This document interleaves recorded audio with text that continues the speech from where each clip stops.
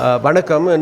இன்றைக்கு விசேடமாக எங்களுடைய வடமாகாணத்தில் இருக்கின்ற 5 மாவட்டங்களில் இருக்கின்ற மீனவர்கள் தலைவர்களோடு ஒரு உரையாடல், ஒரு சந்திப்பு இடம்பெற்றது. அப்போ அந்த சந்திப்பு மிகவும் ஒரு பாசிட்டிவான முறையில் இடம்பெற்று முடிந்திருக்கின்றது. அப்போ அந்த சந்திப்புக்கான பிரதானமான நோக்கமாக இருந்தது வேறு எதுவுமில்லை, நாங்கள் தொடர்ச்சியாக பேசப்பட்டு வருகின்ற மீனவர்கள் முகம் கொடுக்கின்ற பிரச்சனைகள், அதில் விசேடமாக இல்லீகல் ஃபிஷிங், அதாவது சட்டவிரோதமான முறையில் மீன்பிடிப்பது சம்பந்தமாக ஒரு முடிவை எடுக்க வேண்டிய தேவை இருக்கின்றது. அதன் மூலமாக பெருவாரியான சிறிய மீனவர்கள் பாதிப்புக்கு உள்ளாக்கப்படுகின்றார்கள். அது தொடர்பாகவும் நாங்கள் பேசப்பட்டது. அதே போன்று கரவலை சம்பந்தமாகவும் பேசப்பட்டது.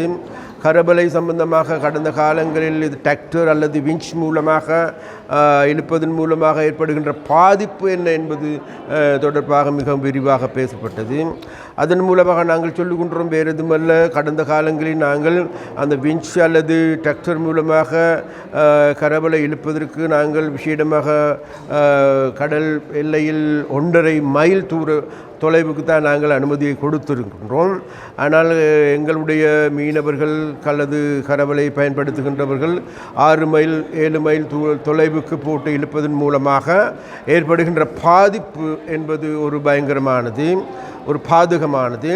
அப்போ அந்த பாதகமான நிலைமைகளில் இருந்து எங்களுடைய கரவலையை பாதுகாத்து கொள்ள வேண்டிய தேவை இருக்கின்றது. அப்போ அதன் காரணமாக நாங்கள் எதிர்வரும் காலங்களிலே கரவலைக்கு அனுமதி கொடுக்கப்படுமாக இருந்தால் அதற்கான நாங்கள் 1 வருட காலத்துக்கு மேலும் காலத்தை நீடித்திருக்கின்றோம். அதுக்கும் மீறி நாங்கள் கொடுக்கப்படுமாக இருந்தால் அதற்கான சரியான சட்ட திட்டங்களை வகுத்து, அது மாத்திரமல்ல அங்கே இருக்கின்ற மீனவர் சங்கங்களுக்கும் ஒரு பொறுப்பு கூறலை ஒப்படைத்து அதன் மூலமாக பெற்றுக் கொடுக்க முடியுமா என்கின்ற சம்பந்தமாக மீண்டும் உரையாடுவதற்கு நாங்கள் தீர்மானித்திருக்கின்றோம். அதே போன்று தித்வா புயலின் பொழுது பாதிக்கப்பட்டவர்களுக்கு மீண்டும் அவர்களுடைய தகவல்கள் கிடைக்காமல் இருக்குமாக இருந்தால் அந்த தகவல்களை பெற்றுக்கொண்டு அந்த தகவல்கள் மூலமாக அவர்களுக்கான கொடுப்பனவுகளை பெற்றுக் கொடுப்பதற்கான நடவடிக்கை எடுப்பதற்கு நாங்கள் தீர்மானித்திருக்கின்றோம். அது மாத்திரமல்ல, பண்மை காலங்களில் கடலில் கூடுதலான அதிகமானவர்கள் எங்களுடைய மீனவர்கள் காணாமல் போகின்றார்கள். அப்போ அந்த காணாமல் போனவர்களை கண்டுபிடிக்க முடியாத ஒரு சூழ்நிலை ஏற்பட்டிருக்கின்றது. அதனால் எதிர்வரும் காலங்களில் அனைத்து படகுகளுக்கும் VMC இயந்திரத்தை பொருந்துவதற்கான நடவடிக்கை எடுக்கலாமா அல்லது அதற்கான ஆய்வு நடவடிக்கைகள் எடுக்கப்பட வேண்டும் என்பது தொடர்பாகவும் நாங்கள் பேசப்பட்டது. ஏனென்றால் கடலுக்கு செல்லுகின்றவர்களை இனம் கண்டு கொள்வதற்கு, எந்த திசையில் இருக்கின்றார்கள் என்பதை இனம் கண்டு கொள்வதற்கு முடியுமாக இருக்கின்ற யந்திரம் தான் VMC யந்திரம். அப்போ அந்த யந்திரத்தை அனைத்து படகுகளுக்கும் பொருந்துவது, அது ஒரு மானிய அடிப்படையில் பெற்றுக் கொடுப்பது சம்பந்தமாகவும் எங்களுடைய அரசாங்கத்தோடு நாங்கள் பேசி ஒரு முடிவினை எடுப்பதற்கான நடவடிக்கைகளை நாங்கள் எடுத்திருக்கின்றோம்.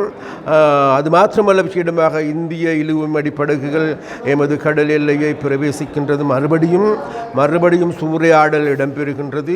அப்போ இந்த சூறையாடலுக்கு முடிவினை கட்டியாக வேண்டும். அது தொடர்பாக நாங்கள் ஏதாவது ராஜதந்திர ரீதியான நடவடிக்கை எடுக்க முடியுமா அல்லது மீனவர்களுக்கு இடையிலான மீண்டும் ஒரு உரையாடல், ஒரு மியூச்சுவல் அண்டர்ஸ்டாண்டிங்கை ஏற்படுத்திக் கொள்வதற்கான நடவடிக்கை எடுக்க முடியுமா என்பது சம்பந்தமாகவும் பேசப்பட்டது. அதே போன்று எங்களுடைய கடற்படையினரை மேலும் பலப்படுத்தி அதன் மூலமாக அவர்களுடைய வருகை தடுப்பதற்கு எதுவான நடவடிக்கை எடுக்க முடியுமா, அது சம்பந்தமாகவும் பேசப்பட்டது. அது மாத்திரமல்ல, மத்திய அரசாங்கத்தில் இருக்கின்ற மீன்பிடி அமைச்சரோடும் இது சம்பந்தமாக பேசுவதற்கும் நாங்கள் தீர்மானித்திருக்கின்றோம். அதன் மூலமாக எதிர்வரும் காலங்களிலே மத்திய அரசாங்கத்தில் இருக்கின்ற மீன்பிடி அமைச்சரோடும் அதே போன்று அதனோடு தொடர்புடைய தமிழ்நாட்டில் இருக்கின்ற மீன்பிடி அமைச்சர்கள் உள்ளிட்ட அனைவரோடையும் இது சம்பந்தமாக உரையாடல் ஒன்றை மேற்கொள்ள வேண்டும் என நாங்கள் தீர்மானித்திருக்கின்றோம்.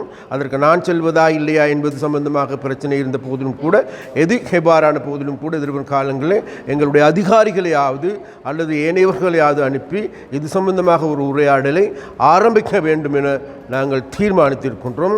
அதே போன்ற விஷயமாக இன்றைய காலகட்டங்களில் கூடுதலான பாதிப்பை தருகின்ற விடயம் தான் வேறு எதுவுமல்ல, எங்களுடைய சட்டவிரோதமான முறையில் மீன்பிடிகள் ஈடுபடுகின்றது. இல்லீகல் பிஷிங், அதாவது சட்டவிரோதமாக லைட் கோஸ் பயன்படுத்தப்படுகின்றது, சுருக்கு வலை பயன்படுத்தப்படுகின்றது, சட்டவிரோதமான வலைகளை பயன்படுத்தப்படுகின்றது, அபகரான வலைகளை பயன்படுத்தி உண்மையிலேயே எங்களுடைய மீன் துறையையும் மாத்திரமல்ல மீன் குஞ்சுகள் எடுத்துக்கொண்டாலும் கூட பாரிய பாதகமான ஒரு நிலைமை ஏற்பட்டிருக்கின்றது. ஒரு சில பிரதேசங்களில் தொடர்ந்தும் இவர்கள் இவ்வாறான இல்லீகலான முறையில் மீன்பிடி முறையில் ஈடுபட்டு வருகின்றார்கள். நாங்கள் சொல்லுகின்றவர்கள் உடனடியாக நிறுத்த வேண்டும். நிறுத்தப்படாவிட்டால் நிச்சயமாக இன்று நாங்கள் பேசப்பட்டது எங்களுடைய சட்டமூலம் சம்பந்தமாகவும் பேசப்பட்டது. இந்த புதிதாக வருகின்ற சட்டமூலம் இந்த இன்னும் 2 மாதம் அல்லது 3 மாதத்திற்கு முடிவுறுத்தப்படும் அந்த சட்டமூலம், அந்த புதிய சட்டமூலத்தின் கீழ் நிச்சயமாக 5 லட்சம் 10 லட்சமாக மாறுகின்ற ஒரு அபராதம் விதிக்கப்படுகின்ற ஒரு சூழ்நிலையும் ஏற்படும். அதன் மூலமாகவும் நாங்கள் ஒரு சட்ட ரீதியாக நடவடிக்கையும் எடுப்பதற்கு நாங்கள் தீர்மானித்திருக்கின்றோம். அதே போன்று மீனவர்களிடம் நாங்கள் கேட்டுக்கொள்வோம் வேறு எதுவுமல்ல, நீங்கள் ஒரு சாராருடைய நன்மைக்காக வேண்டி இவ்வாறு சட்டவிரோதமான மீன்பிடி முறைகளை பயன்படுத்துவதன் மூலமாக பெருவாரியான மீனவர்களுடைய வாழ்க்கையிலே பாரிய பிரச்சனைகளை ஏற்படுத்துகின்றீர்கள், பாரிய அவர்களுடைய வாழ்வாதாரத்தை நாசமாக்குகின்றீர்கள். அதனால் அவ்வாறு செய்ய வேண்டாம். அவரும் உங்களுடைய சக மீனவர்கள், உங்களுடைய தோழர்கள், உங்களுடைய உறவினர்கள், அந்த உறவினர்களுடைய வாழ்க்கையை ஒரு சீர்குலைக்க வேண்டாம் எனவும் நாங்கள் விசேடமாக அந்த சட்டவிரோதமாக மீன்பிடிக்கின்ற மீனவர்களிடம் நாங்கள் கேட்டுக்கொள்கின்றோம். அதே போன்று இன்றைக்கு நடைபெற்ற கூட்டத்திலே எல்லோருடைய கருத்துக்களும் உள்வாங்கிக் கொள்ளப்பட்டது.